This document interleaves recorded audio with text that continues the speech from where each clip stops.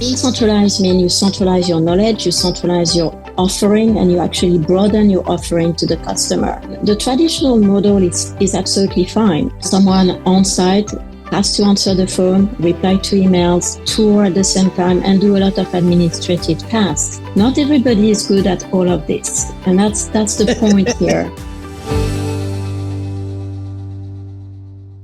Well, hello, everybody, and welcome back to the Multifamily Mind. My name is Steve Wunch, and I am your host. Today, I am joined by a guest I'm really excited to talk about. She's got a really interesting background. As an accomplished marketing executive with international experience, Stephanie Versin has more than 20 years of experience in some of the most important pillars of marketing. Also, in 2022, Stephanie joined privately held apartment manager Veritas Investments, one of the largest operators of multifamily, urban retail, and mixed-use properties in California, as Senior Vice President for Marketing and Leasing, a new position leveraging her diverse experience in real estate, hospitality, and business. So let's welcome her to this show with a big round of multifamily clapping. Thank you, Steve. Very happy to be here. I'm happy to have you. It's been a pleasure in our pre-podcast conversations. I've really, you've sparked some interest in some of the things that you were involved with in your role at Veritas. And I think you bring a really kind of refreshing point of view when it comes to the customer experience. And, I think today more than ever, it's really important that we equip our site level folks with some really great ideas and strategies and maybe ways of thinking differently when it comes to the customer experience, because renewing the lease is probably more important now than ever. Would you agree? I would agree with you. As you know, marketing acquisition has a huge cost. So to me, the renewals are the best. The loyalty of the customer is the best way to use your marketing dollars. And so yes, I would 100% agree with you. One of the things that was really interesting in your background was the idea of centralizing functions. Probably you're speaking specifically to leasing and marketing functions. And I wondered if you might share, centralization is a hot topic of conversation right now. Lots of operators are looking for ways to, centralize functionality, take some of the burden off of the site level teams. And so can you share with us a little bit about what you guys did at Veritas in terms of centralization? Sure. I'll be happy to do that. I think, first I'd like to define what centralization means, because it means something different for every organization based on the type of asset you have, the geographical footprint you have, the people you have on site, your owners as well. So when I talk about centralization, it's really from the last experience I had with Veritas. But I also want to rephrase the word centralization. Like Mike Brewer said, he doesn't like the word because it has a bad rep right now. It's more organizational redesign. It's how to rethink operations in a more modern way with a new model that brings productivity, brings also specialization roles to really make your team happier with what they are doing. So at Veritas, we had a very specific portfolio. We had very unique small assets and very dense portfolio in San Francisco, Oakland, and LA. Okay. And we really looked at each market as one big lease up. So we were able to be very fluid in being very customer centric by saying like, this is the market. We have 300 buildings. You can tour 300 buildings if you want. So really being based on being centralized means you centralize your knowledge, you centralize your offering, and you actually broaden your offering to the customer. Okay. We were able to really leverage the fact that we were small assets. We never had anybody on site because there was no space for a leasing office on site. So by default, as I used to say, we were born centralized 15 years ago. They didn't even know it at the time, I'll bet, right? They did not. And they did it on Excel spreadsheet and a very manual process. And they very early on adopted technology to really leverage basically what centralization could do and the capabilities of having that unique set of small buildings urban concentration and having multiple markets and just cross promoting those markets as much as possible. So what was the structure of, say, the leasing team that you had there? How many leasing agents did you guys have at any one time? And what was their kind of structured process like? Yes. So it was one team. I want to say marketing and leasing were really merged when I came on board. For one reason, you cannot be a good marketer if you don't have the feedback from the sales. You cannot have good sales if you don't have a good marketing. So to me, that was a virtuous cycle that was actually really brilliant to merge marketing and leasing under the same roof. And later on, I was also managing the resident services. So the entire customer journey from prospect to becoming a tenant, a resident, was under the same roof. In terms of your specific question for the leasing, we had very specialized role. We had 3 different functions. One was the inside sales. So that team, we had about 5 to 6 according to the season. They were specialized and trained to answer every inquiries via email, text, phone calls. That was the first step. Okay. The only function they had was to qualify the lead properly, asking the 5 key questions. When do you move? What would you like to see? Your budget? Do you have a pet? Etc., etc. Like really trying to screen as much as possible to see if it was now lead to pass on to our leasing agent or a nurturing lead that needed to go back to marketing for a little bit more 30 days nurturing because the move-in is not immediate. Okay. Then the qualified lead was passed on to our leasing agents team in San Francisco, Oakland, or LA. Okay. And the leasing agent is the only one physically, touring the property, touring the units, the boots on the ground. And they have the fluidity to show the buildings, show the units that the person wants to see. And then if the person is not really into the first unit they see, they have an app on their cell phone that can allow them to access information on any other 2 bedrooms next to the one that was shown. And that fluidity to me, that knowledge, that access to the knowledge was the key to our success because most of the time, the first tour might not be the one that is going to close the deal, but we were able to do 5 tours if needed, 6 tours if needed, because we had that density, urban density as well in terms of our building, and because our agents were able to access those buildings, those units, that information about pricing, promotion, when it was going to be ready. That the only thing our agents were doing is touring. Okay. Then when the prospect is like, I like this one, I want, then the lead goes into our leasing coordinators team. Our leasing coordinators teams were about 6 to 7 people processing the online application, helping with the online application with the prospect, helping with processing the lease, executing the lease, and prepping for the move-in, making sure that all the requirements have been done in terms of deposit, insurance.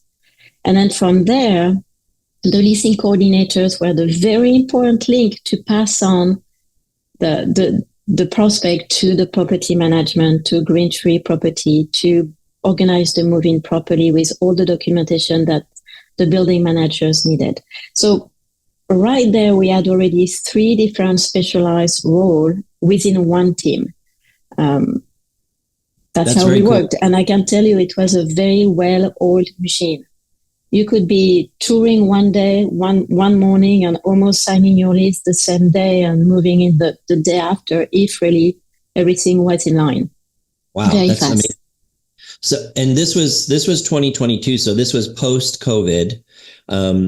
Did you guys have any kind of virtual leasing options available if an agent couldn't make a specific time or date for a resident? Was there another way that they could still see the unit? During COVID, we did that, but we do prefer having an agent with the person, especially because we have specific quirky buildings, old buildings where it's not always obvious where the laundry room is or, the rooftop, etc. So we usually have always an agent with our prospect.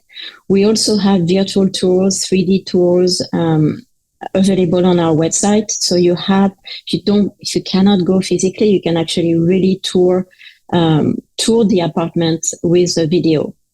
Very cool.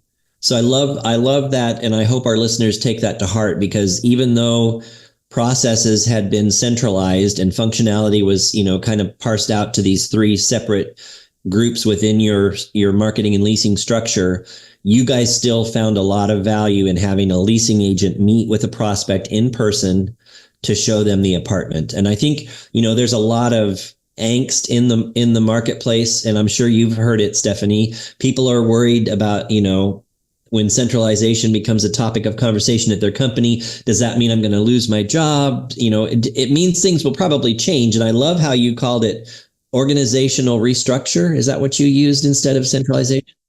Organizational design. So it's kind of a rethinking the existence of our operation model and just moving it to something a little bit more fluid and also something that the customer is expecting. Yeah. We need to make sure that we are responding, that we are fast in answering the phones. Like when the traditional model is absolutely fine. Someone on site has to answer the phone, reply to emails, get the packages from Amazon, run applications, tour at the same time, and do a lot of administrative tasks. Not everybody is good at all of this. And that's the point here. If you are really good on the phone, how about you spend your day being on the phone because you like what you are doing and you are very good at it? If you like administrative tasks, how about that? Some people really cannot be generic, and nobody is. I really do think you have your strengths and you have your weaknesses. And I think specialization really elevate your strength and make you happier because you do something that you are very good at and it makes you happy. It does make me happy when I do something that I really like, and I'm actually more efficient because I know how to do it. I don't struggle in trying to remember what is this accounting account. Like, there's so many things that happen on site that needs to be handled, and not everybody is comfortable with all those set of tasks that are imposed on a daily basis. Yeah, that's a really great point to make. So often in multifamily, we've got this kind of traditional hierarchy of what someone's job path looks like. And, they start out as leasing, and when they're really great at that, we make them an assistant manager, and then they go behind a door and they don't sell anymore. I love leveraging their strengths and letting them do what they love.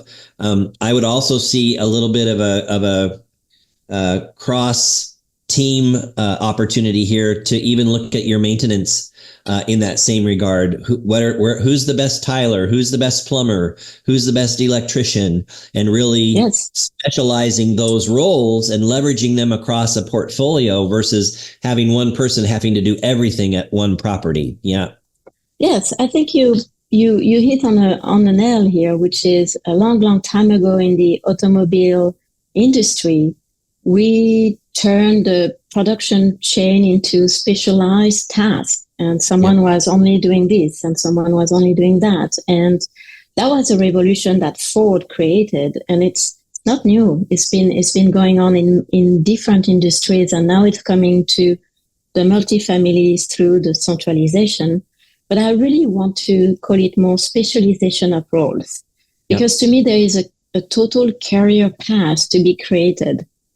Someone that is really good with leasing could become a leasing director. Someone that is very good at being a leasing coordinator and doing leasing paperwork could also be going to accounting. Like there's so many paths to be creating, and not just like, it's there and it's there forever. It's static. I don't have any future. That's not true, especially in multifamily, where you can be on asset management, you can go on into the marketing team, you can stay in leasing, you can go to property management. There's so much to be learned and tried. Yep. Agreed 100%. It's a career that I've been in this is 31 years for me, though I'm on the supplier side now, but still a lot of those skills transfer over very nicely. Hi folks, I wanted to take a quick 30-second break so that I could say, I hope you're enjoying today's episode, which couldn't be brought to you without being superpowered by Sales Mail. I mean, really, we couldn't produce this content without them.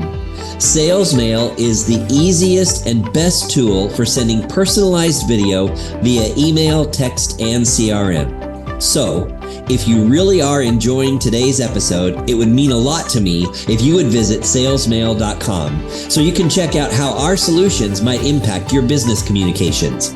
And don't forget to follow us on LinkedIn as well. Okay, that's enough. Now back to the conversation. It's interesting. I love the idea of role specialization. I think it reduces the friction that people feel about not liking their work. And it's really important now that we retain employees just as much as we retain residents. We really want to make sure we're holding on to our team members because it's a competitive marketplace. There's a talent shortage.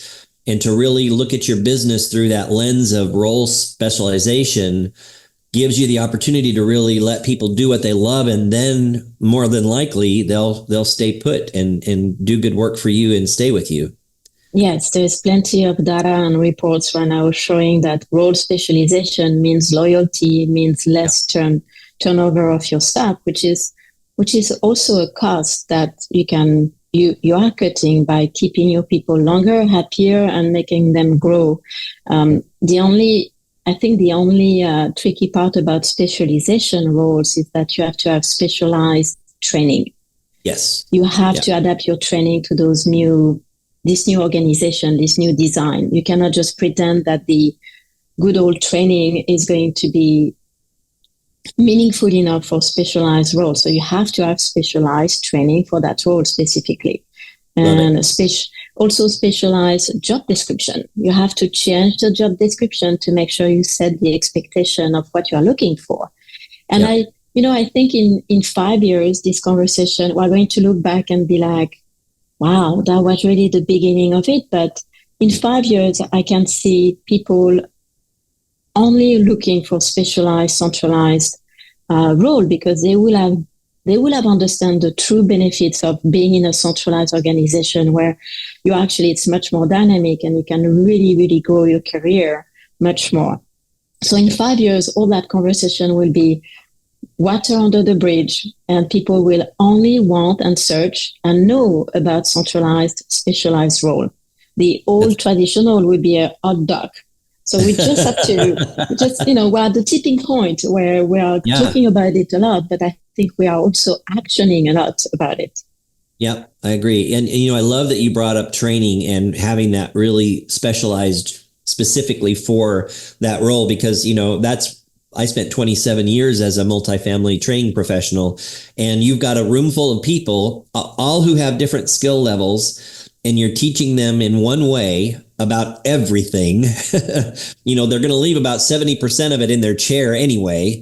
But I love the idea of really, paring down your training offerings and focusing specifically on those specialized roles and the functions therein. I think you'll have folks that will learn better. The learning will stick more effectively, and they'll be able to go back and perform more quickly than we have seen in the past with our traditional methods of training.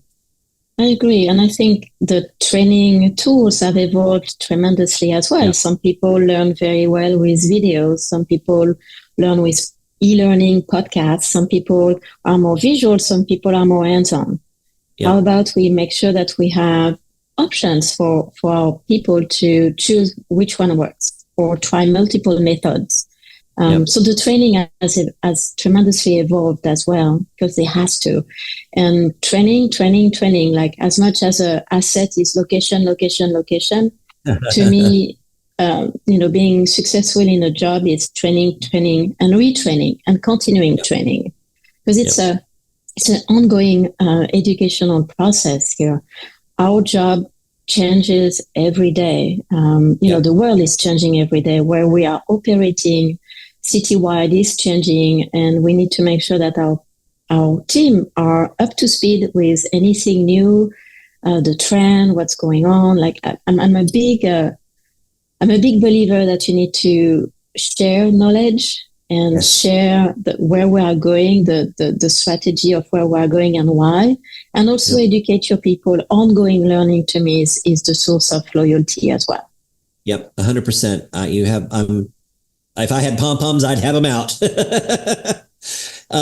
So I want to kind of circle back around. We've had a great conversation so far, but I want to go back to those 3 specific touch points that you mentioned when it comes to the acquisition of a new resident, a new customer. What kind of feedback were you guys getting from the prospect or from the customer point of view in having these multiple teams kind of managing their experience? What were the prospects and residents telling you guys about that experience? That's a great question, because that's also something that could be a pitfall of the specialized role. I think the key here is to make sure that we understand, yes, we have sub roles, but it's a leasing team. It's one team that has the same goal, understand their part that they are playing in the customer journey.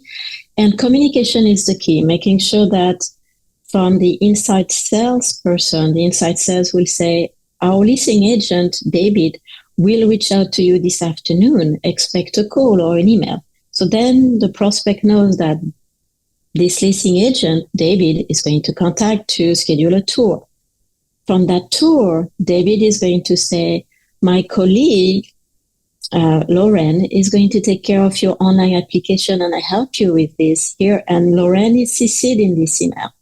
So making sure that there is always a link between the sub roles are the key for the customer to move slowly and smoothly throughout your funnel, basically, till you actually move in. So really communication, clear communication to the prospect on who's going to handle the next step is the key here. And contingency plans, I would imagine, are in place in case somebody's off and they've been mentioned. David will call you. What was your contingency structure? So that's the beauty also of specializations, is everybody kind of see what the specialized team is working on. So you have your set of what's in the pipeline at any time. And because we use a CRM, we see exactly where the conversation stopped, what needs to be done. So anybody can pick up for someone who might be off, sick, whatever. So that's also very fluid. And technology enables you to have a clear visibility of what's going on at any time for any prospect. Yep. Did you guys have your own platform in terms of CRM, or were you using a pretty common partner in this space? We were using a pretty common partner in that space, and we were very, very happy with the CRM we used, because they were able to digest all our leads. Because one of our specificities is that people who are applying to apartments, they didn't know that next door apartments was also one of our buildings. So we had a lot of duplicates that needed to be digested before being served to the inside sales team as a one guest card. Okay. And you made mention of an app. So the leasing consultant who meets the prospect at the property can actually access, availability in different buildings or in that same building on different floors. Was that an app that you guys grew in-house, or was that also something that was offered by a partner on the vendor supplier side? It was offered by a partner on the vendor side, but we customized it very much to be able to, so the agents opening that app was able to access, access the buildings, access the unit information, pricing, promotion, when it will be ready, when was the last repair done, etc.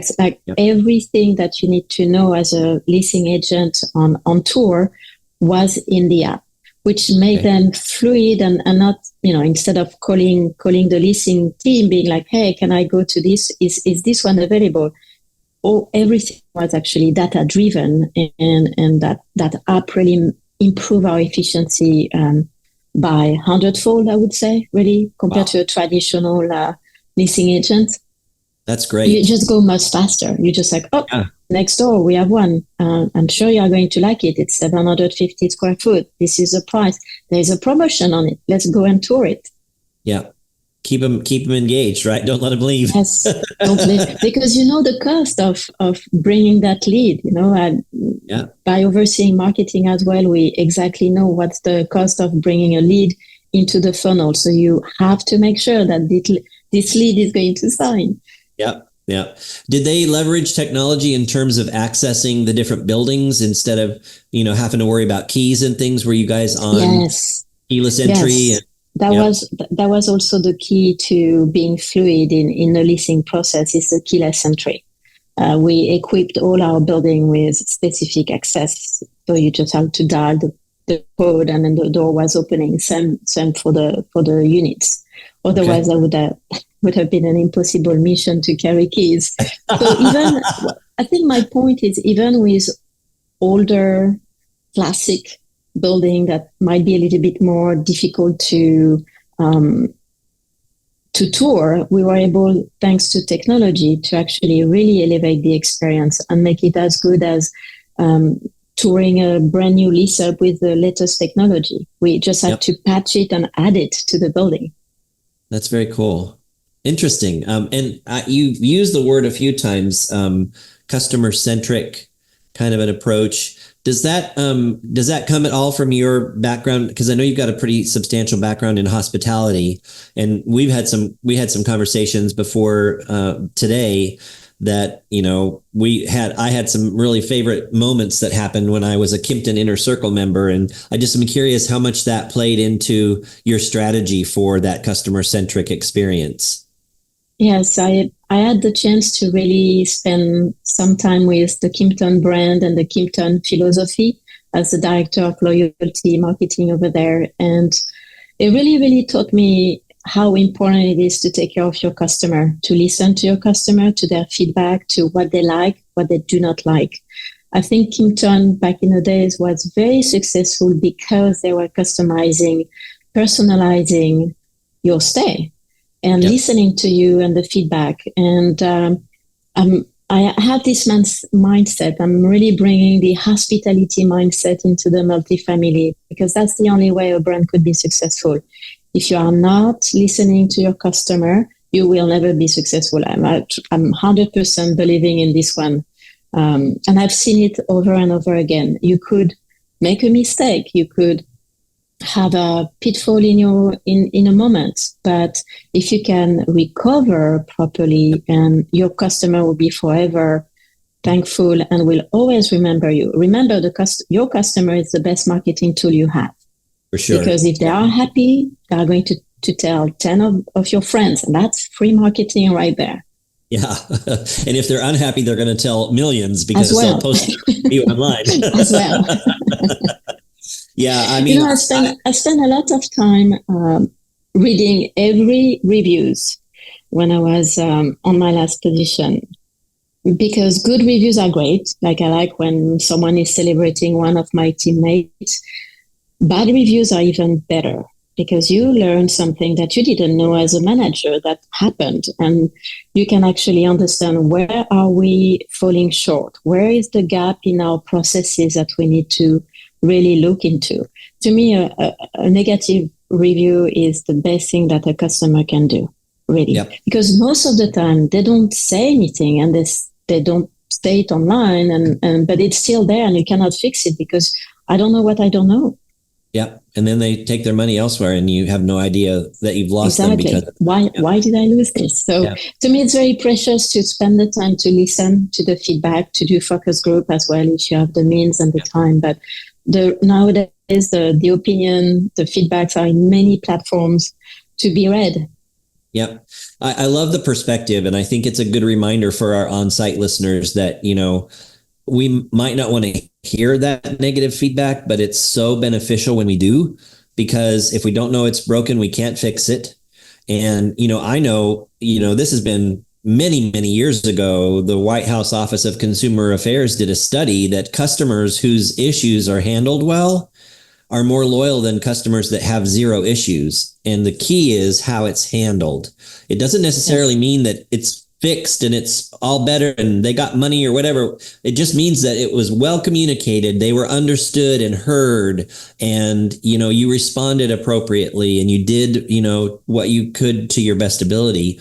And those folks, their loyalty is unwavering when it comes to that specific point. I did want to ask though, since the customer journey is centralized, and role specialization happens, pre-move in, what were you guys doing in terms of responding to reviews? And was that a centralized function with a specialized role as well? It was centralized in the marketing team. I had one person that was specifically dedicated to social listening. So not just reviews, but just understanding what's going on, what is posted about our brand everywhere. And then also answering every review, the good one, the ugly ones as well. So we had someone dedicated that was the liaison between marketing and responding to the reviews, to property management, or to whomever that issue happened, to make sure that we were collecting the facts, understanding also what happened, and then respond on brand and respond with care and respond with some solutions or taking it offline if needed to really resolve an issue. Did you have a structure in place like most property management companies I know of, where there's like a regional manager over a specific portfolio that kind of gets escalated to at a certain point? Yes, totally. Yeah. And we also had an online reputation platform, technology again, to really show us what was happening online at any building or the prospect did not always understand that building was us. So they were leaving reviews on specific building, Google My Business.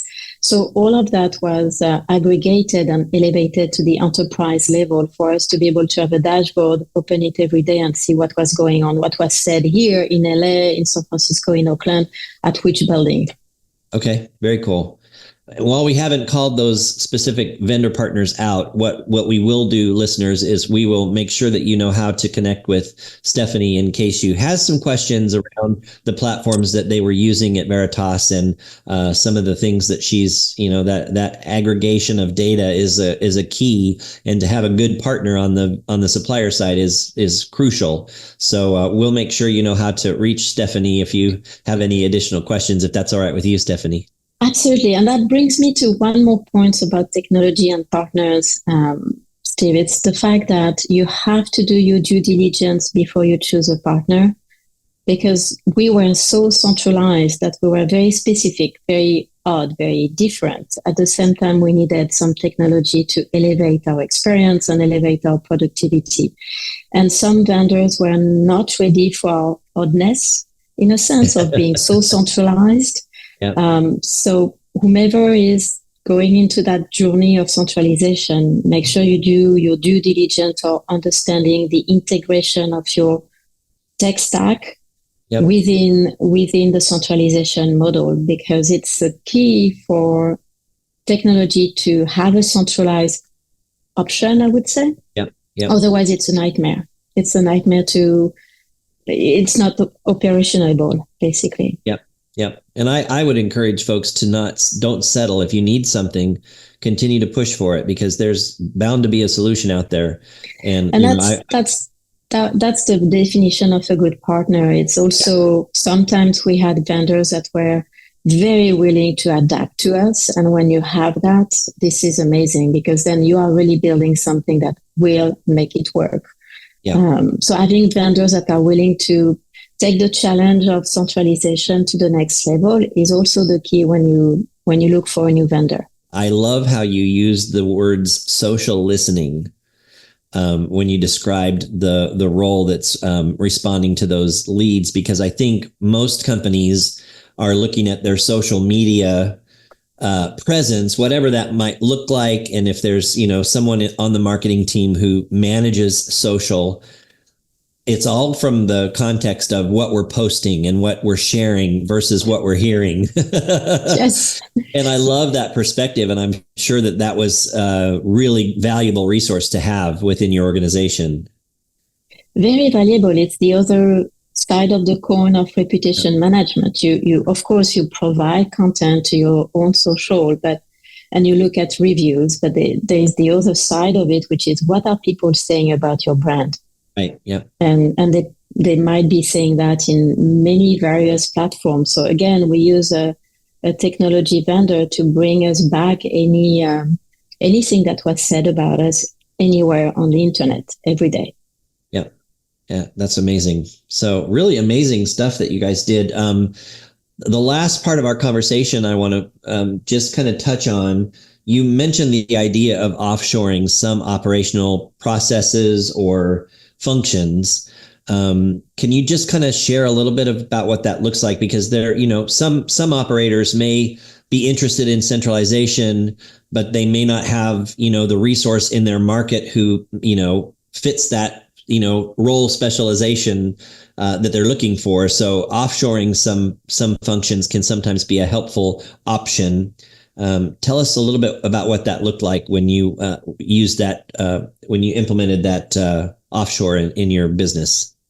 Yes, so centralization to me is really the first step. Then you define your processes very clearly. You define your role specializations very clearly. And then by doing that, you can actually offshore, which is the ultimate step for any function or any work that is mundane, repetitive, administrative. You could offshore it. And we've seen it in the industry recently where the APM job is being offshored, the accounting is being offshored. At Veritas, we offshored our inside sales team to the Philippines. And we offshored our leasing coordinators teams to the Philippines and our resident services team as well. We decided to do this for two reasons. Really, the fact that we needed to increase productivity. We also decided to not replace people that were going away from the team. So we just decided to move and try it really, and it was very interesting because we hired, so we use an offshore firm to find talents and to do the payroll, but we were directly managing and imposing or training our processes to that team. So they were completely part of our team. It's completely different from outsourcing, which is basically you are contracting a function to a third party.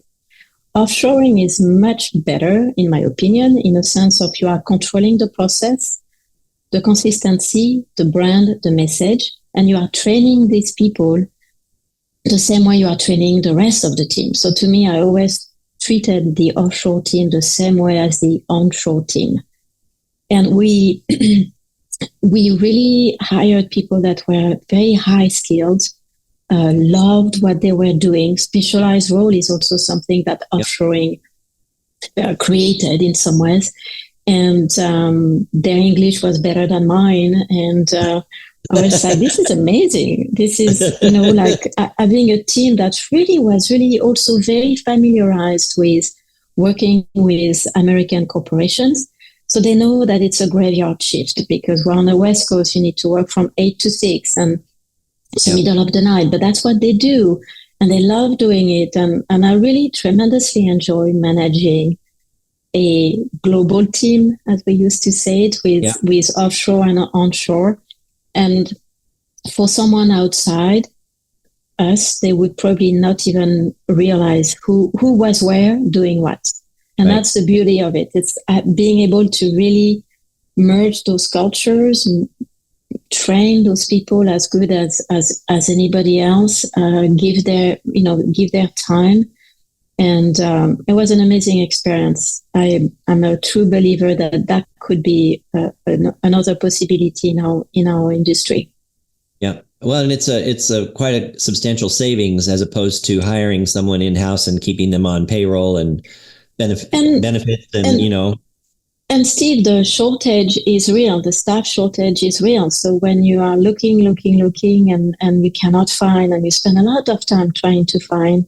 Whereas you go offshoring with a firm that already has a pool of talents that they can just serve you with resumes, videos, and they organize the the interviews for you, and within 7 days, you can have someone on board, less than 7 days. So the speediness of this as well really is appealing. That's great. Great to hear. Well, some really amazing insights, Stephanie. I really loved our conversation. I think we've just kind of scratched the surface. I know that we could probably talk for another hour or two, about other parts of the business, like the service team, all the different facets of that experience for the customer, especially.